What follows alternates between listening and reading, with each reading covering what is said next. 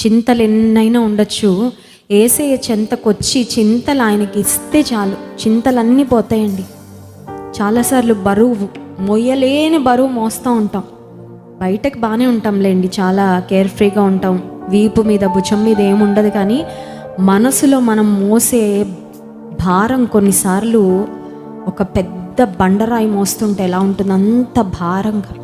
నా భర్త సంగతి ఏంటి, నా పిల్లల సంగతి ఏంటి, నా భవిష్యత్ ఏంటి, మా వ్యాపారం ఏంటి, మా ఆరోగ్యం ఏంటి, రేపేంటి.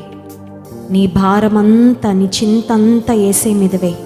నీ చింత యావత్తును ఆయన తొలగించాలని, నీ భారాన్ని ఆయన తేలిక చేయాలని ఆశిస్తున్నాడు. కళ్ళు మూసుకొని 2 చేతులు ఆకాశం వైపెత్తి, రాజా నీ భవనంలో రేయి పగలు వేచింది. ఒకవేళ మందిరానికి రాలేకపోవచ్చు, పర్వాలేదు, నీవెక్కడున్నావు అక్కడే దేవుని సన్నిధిని అనుభవిస్తూ, నా చింతలన్నీ నీ మీద వేస్తున్నాను. I don't want to worry about tomorrow.